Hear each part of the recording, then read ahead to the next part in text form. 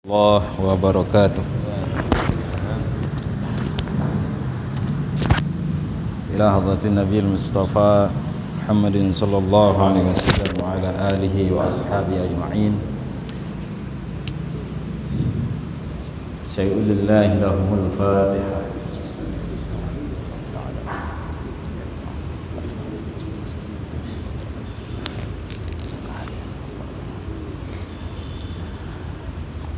ثم إلى أرواح شيخنا تنقر هدي محمد صالح حنبلي كهدي هاشم أشعاري تبرم كهدي أحمد فائزي كهدي الصوم كهدي شيخ البدوي كهدي السكن شيخنا مشايخكم من أستاذنا وأستاذكم لهم الفاتحة.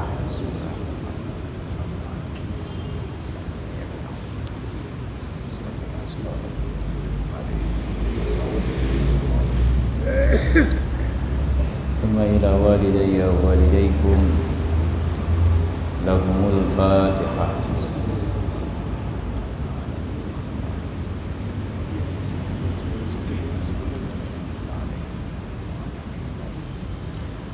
بسم الله الرحمن الرحيم.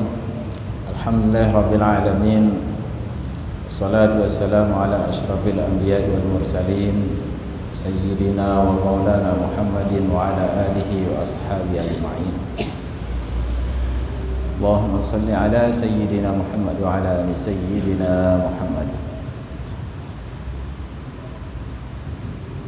Ma'asyiral muslimin, jamaah pengajian yang dimuliakan Allah Subhanahu wa taala. Marilah kita panjatkan puja dan puji syukur kita selalu kehadirat Allah Subhanahu wa taala atas segala limpahan rahmat, taufik serta hidayahnya kepada kita semua, sehingga pada malam hari ini kita diberikan nikmat oleh Allah Subhanahu wa taala, diberikan hidayah oleh Allah Subhanahu wa taala untuk bisa hadir salat berjamaah di masjid niki, hadir di majelis ilmu yang insyaallah Allah Subhanahu wa taala menurunkan rahmatnya di tempat ini. Salawat dan salam semoga tercurahkan kepada junjungan alam Nabi kita Nabi Muhammad sallallahu alaihi wasallam, kepada keluarga, sahabat dan para pengikutnya. Mudah-mudahan kita kelak semuanya diberikan syafaat oleh baginda Nabi kita Nabi Muhammad sallallahu alaihi wasallam. Ma'asyiral muslimin, jamaah pengajian yang dimuliakan Allah Subhanahu wa taala. Pada malam hari ini kita akan melanjutkan pengajian kita tadarrus, pengajian Ta'limus Sibyan bi Ghayatil Bayan yang ditulis oleh Al-Maghfurlah Tuan Guru Haji Muhammad Saleh Hambali. Kali ini kita akan mempelajari yang perlu jatuh prajahin masalah pasal pada menyatakan segala fardu wudu.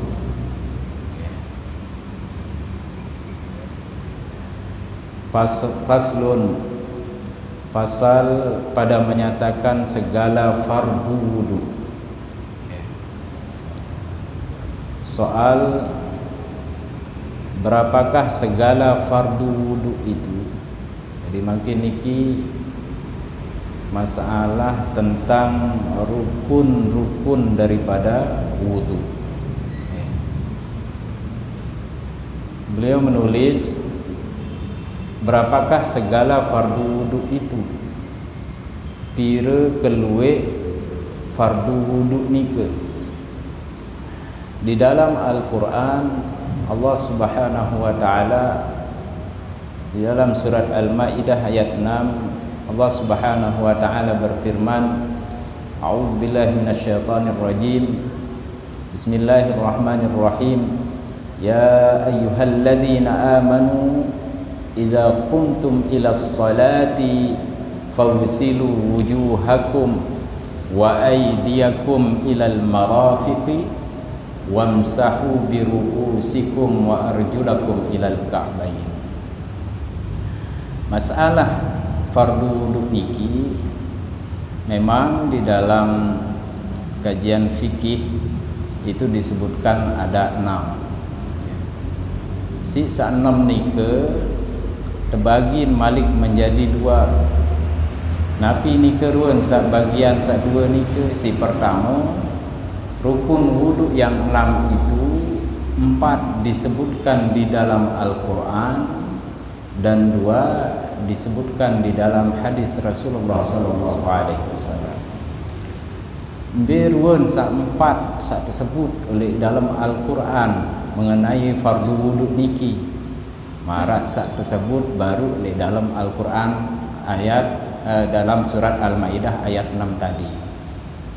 Idza kuntum ila salati fawsilu wujuhakum. Si pertama ghaslul wajhi. Fawsilu wujuhakum, membasuh muka. Wa aydiyakum ilal marafiq.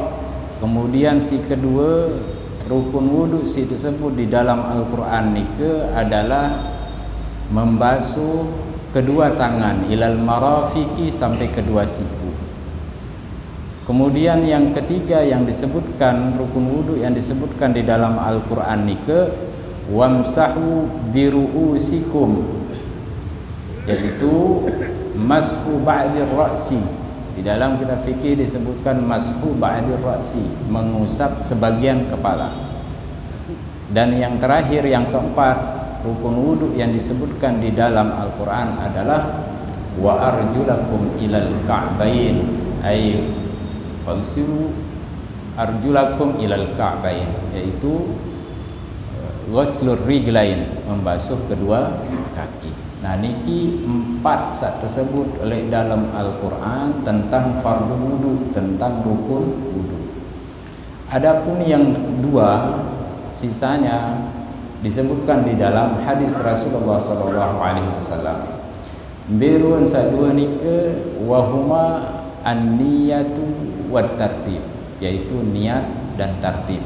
Seperti yang disebutkan di dalam kitab niki, di dalam kitab Ta'lim Sibyan, Al-Mawquflah Tuan Guru Haji Muhammad Saleh Hambali menuliskan bahwa bermula fardu wudu itu 6 perkara. Jadi fardu wudu, rukun wudu nike adalah 6 perkara. Ada 6 macam. Lagu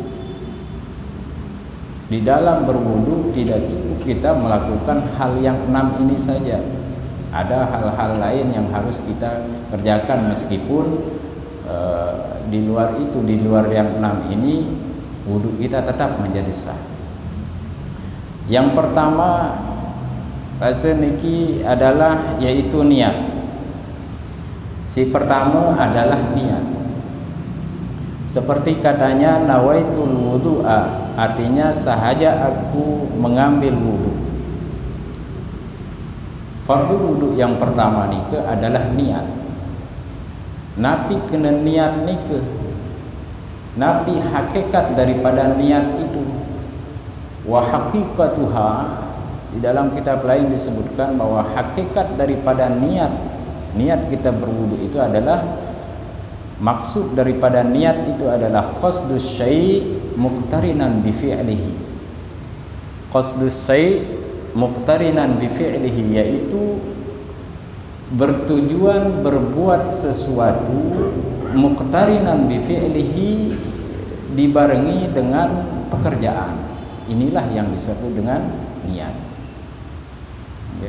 Jadi qasdus syai' muqtarinan bi fi'lihi, bertujuan berbuat sesuatu,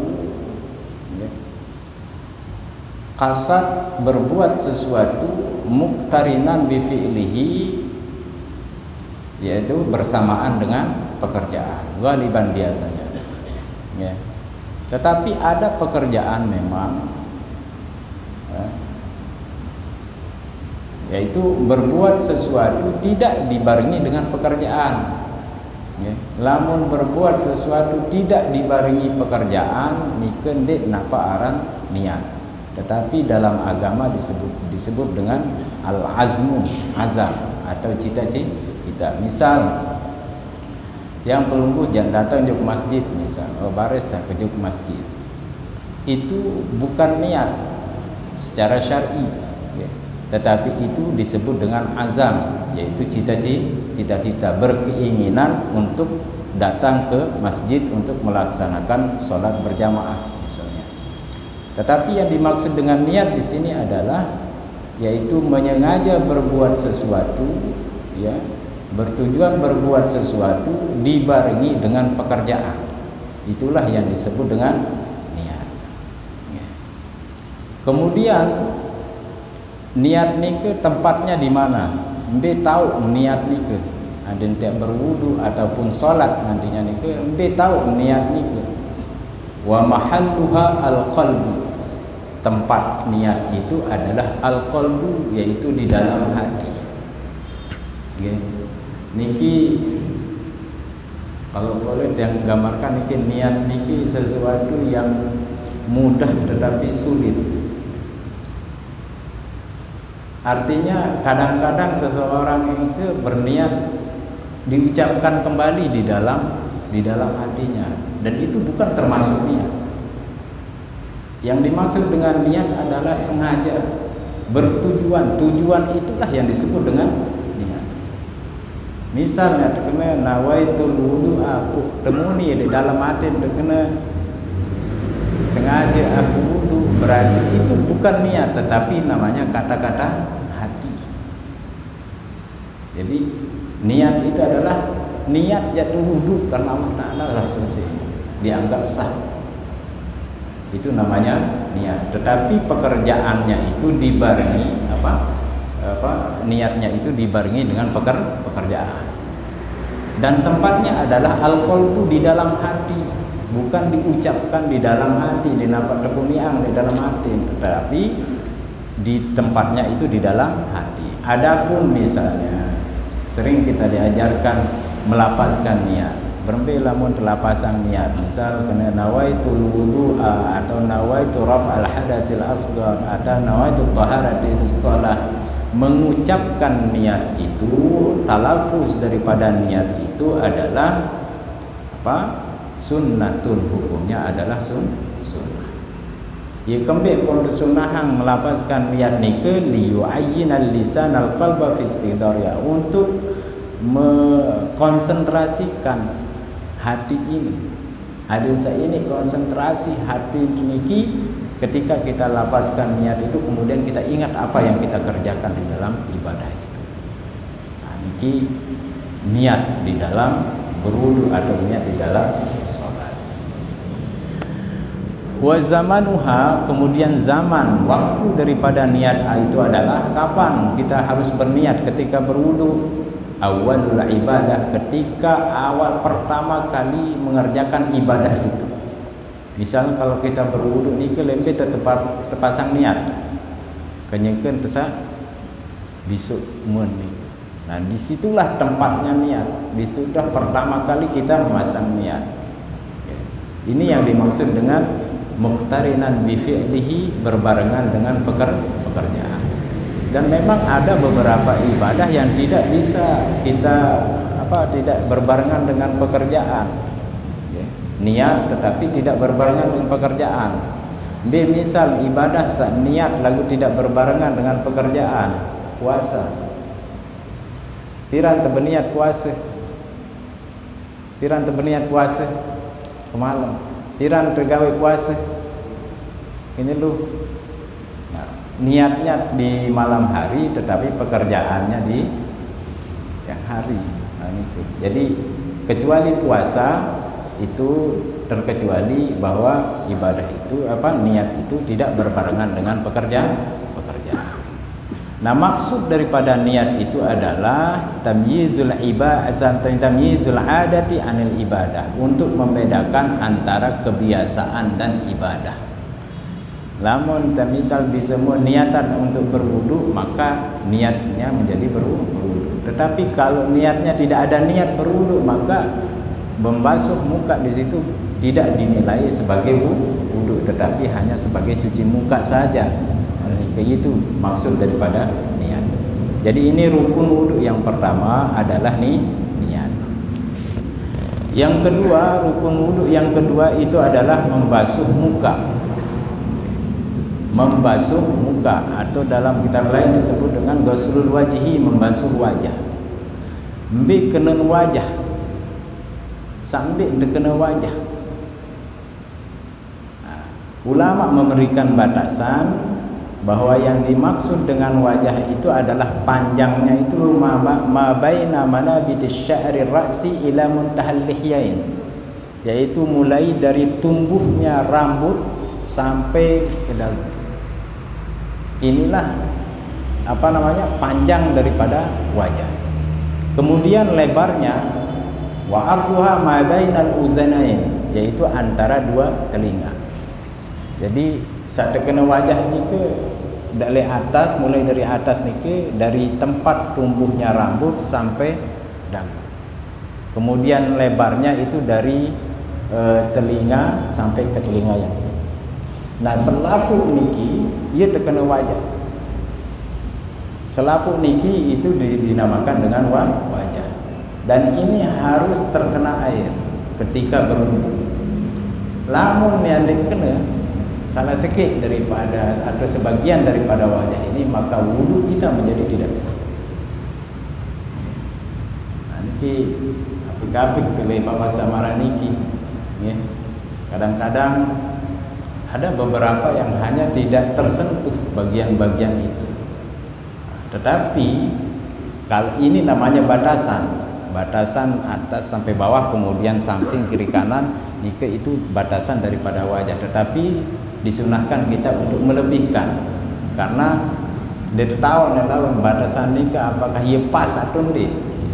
Ia persunahan agak lebihan seperti, sehingga kalau dihitung yang namanya telinga searang untuk mungkin pirkali terbiso dalam wudu, pirkali terbiso, kenyakan terbiso muan kena dek kentok, kenyakan terbiso kentok kena dek, kemudian disunahkan lagi 3 kali begini, kemudian begini sekitar 12 kali, insyaallah itu naperan searang kentok niki terbiso, si kuat terbiso. Ya. Nah, itu batasan daripada wajah. Lalu bagaimana hukum daripada membasuh rambut di wajah? Berapa hukum ini? Yajibu ghusluha kulluha. Wajib hukumnya membasuh semua rambut yang ada di dalam wajah ini. Lamun yang berketuan pira keluar bulu salimun. Pira keluar. Kira-kira keluar bulu sale wajah dan doa, dan itu wajib dibasuh, wajib dibasuh. Kecuali misalnya mempunyai jenggot yang tebal, maka cukup hanya diusap saja. Ambil ukuran tebal dan tipis sejenggot niki. Ukurannya adalah ketika namun tengah rawas berandangan niki masih pengitang, naperan kulit ini berarti jenggotnya itu adalah dikategorikan jenggot tipis. Tetapi lamun wandik ke penghitang si tebal misalnya itu berarti itu disebut dengan jenggot yang tebal. Jadi cukup diusap saja dari bawah ke atas. Nah, makin pira keluar rambut saat wajah niki. Nah, disebutkan di dalam kitab ini banyaknya rambut di dalam wajah itu adalah isruna, jumlahnya 20. Maka keluar 20 keluar rambut satu wajah sak wajib terbasuh. Alis dene dihitung sikit alis niki. Sikit dua. Terus muncul niki tetap dihitung niki, si ulama dihitung sehingga berjumlah banyaknya rambut di dalam wajah itu adalah jumlahnya 20. Sehingga maaf ibu-ibu, lamun niki termasuk rambut wajah deh, selenseng termasuk deh. Lamun termasuk berarti harus diurai ketika berwudu, harus ulang ini, dan harus terkena air, harus dibasuh. Dedek menik daun si ibu biasa dalam dengan sarang apa bulu ni bisa unik itu bisa itu harus kena ini dengan air, harus diurai. Itu batasan daripada wajah. Jadi rukun wudu yang kedua adalah membasuh muka. Kemudian rukun yang ketiga daripada wudu itu adalah membasuh dua tangan serta dua siku. Yamsahu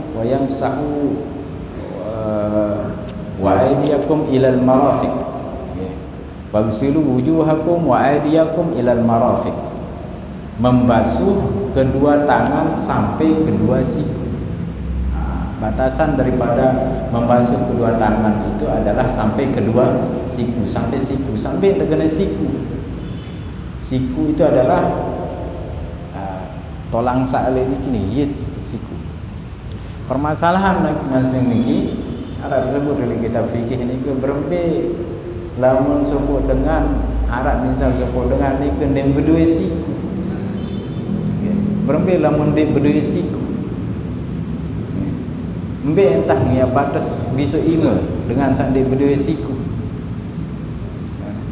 Maka oleh ulama dikatakan, kalau tidak salah disebut di dalam kitab Bejuri ini ke, kalau seseorang itu tidak mempunyai siku, maka dia harus membasuh tangannya ini ke sampai ukuran normal. Bisa ukuran normal dengan ini ke ya entah batas bisa ingat. Itu bagi orang yang tidak mempunyai siku. Lalu lama berdua siku ya cukup dia basuh tangannya sampai kedua siku, tetapi disunahkan untuk dilebihkan. Orang bahasa baru dia tahun apakah batasan ni ke wahyu cukup apa enggak? Sehingga ada satu kaidah yang mengatakan ma la yatimul wajib illa bihi bahwa wajib. Sesuatu yang tidak dihukum wajib tetapi dia tanpa dia tidak akan, sesuatu itu tidak akan sempurna, maka juga dihukumi menjadi wajib. Ma la yatimul wajib illa bihi bahwa wajib. Nah, ini ke masalah membasuh kedua tangan. Kemudian rukun wudu yang ketiga, yang keempat adalah menyapu sesuatu daripada kepala. Menyapu sebagian kepala, atau dalam kitab lain disebutkan mashu ba'di min basyaratir ra'si wa aw sya'rihi, menyapu sebagian kulit kepala atau rambut daripada kepala itu. Diterinci namun oleh kitab lain ini ya. Membasuh, menyapu sebagian kulit kepala atau sebagian rambut daripada kepala. Sehingga Arab suku kisah disebut oleh suku kitab ni ke sinden tahu bedanya antara embesak fardu sampai embesak sunnah ni ke, sehingga ketika ada salah seorang ulama ni ke berkunjung di suatu daerah yang daerah ni ke denarak lamun dengan wudu ni ke denarak dengan sapu sebagian kepala. Denarak dia kembali akan denwah bisu otak ni ke kenyakan wudu karena dianggap sebagai hal yang sunnah, paranda sunnah. Dia tidak bisa membedakan mana yang fardu dan mana yang sunnah, sehingga ketika ditanyakan kenapa engkau tidak menyapu sebagian kepala ketika wudu, mereka menjawab hal ini saya kira adalah sesuatu yang sunnah. Kemudian ulama itu bahasa lamun menuja pira tahun daripada gawe pemerintah daripada tanah berwudu, dia pun menjawab penduduk ni ke kami mengerjakan seperti ini selama 16 tahun. Lalu mengulang pada sembahyang dan sah. Nah, itu karena tidak bisa membedakan mana yang fardu dan mana yang sunnah. Padahal mengusap sebagian kepala di dalam berwudu itu hukumnya adalah fardu. Bayakti walau ba'da sya'rihi, maka cukup, dianggap cukup meskipun hanya sebagian rambut saja. Wa syartul sya'ri allazi yasihul masu alaih alla yakhruja bil madi' an haddi ra'si min jihati nuzulihi. Jadi ini ke bagian yang keempat daripada fardu atau rukun daripada wudu itu sendiri. Kemudian yang kelima fardu daripada wudu itu adalah membasuh dua kaki hingga dua mata kaki. Jadi batasan nike adalah membasuh kaki nike adalah sampai dua mata kaki. Tetapi tetap disunahkan melebihkan sampai ke atas sampai betis, ya. Karena kita tidak tahu bahwa batasan itu apakah dianggap cukup atau tidak, tidak tahu apa ya sempurna apa tidak, sehingga disunahkan itu dilebihkan, sama dengan ketika membasuh muka atau membasuh tangan tadi itu, berdasarkan kaidah yang mengatakan ma la yatimul wajib illa bihi bahwa wajib. Ini ke masalah yang kelima atau rukun wudu yang kelima. Kemudian yang keenam, si keenam terakhir daripada rukun wudu nikah adalah tartib. Tartib, kenapa diharuskan tartib? Dalam mazhab Syafi'i tartib itu hukumnya wajib. Lamun ada mazhab lain, misalnya mazhab Maliki, tartib itu tidak dimasukkan ke dalam rukun wudu. Lagu dendek beranggapan bahwa wudunya mereka itu tidak sama dengan wudunya kita, padan tanpa wudu. Cuma tartib ini tidak dimasukkan ke dalam rukun wudu. Nah, ini di mazhab lain nih, ya. Karena berdasarkan hadis juga nih bahwasanya Rasulullah juga kalau berwudu itu secara berurutan. Tartib itu artinya berurutan. Kemudian ada satu masalah di dalam berwudu nike. Apakah tartib nike at-tartib wajibun fi kulli wudun ila fi mas'atin wahidin. Ya, kita lain disebutkan bahwa tartib di dalam berwudu nike hukumnya wajib. Ya. Tartib di dalam berwudu nike adalah wajib, artinya berurutan dari membasuh muka, kemudian membasuh kedua tangan, mengusap sebagian kepala, kemudian membasuh kaki berurutan, tidak den saling dulu, okay. Tartib, okay. At-tartibu wajibun fi kulli wudu'in ila fi mas'alatin wahidatin. Tartib nike hukumnya wajib pada setiap wudu kecuali pada satu masalah. Lagu oleh lamun suku masalah dan disebutkan di dalam kitab fikih itu tartib boleh tidak tartib. Misal suku masalah niki izan ghamasa fil ma, apabila seseorang itu membenamkan diri ke dalam air, misal nyelam, maka di situ walau lahzatan, meskipun hanya sebentar, maka di situ tartib tidak berlaku. Lamun berwudu di dalam air. Wa nawal wudu'a wa huwa munghasimun, dan orang yang berwudu itu berniat wudu wa huwa munghasimun, hal keadaan dia dalam keadaan di dalam air. Sepatu wujud bertartib, maka dalam hal ini tartib itu menjadi gugur.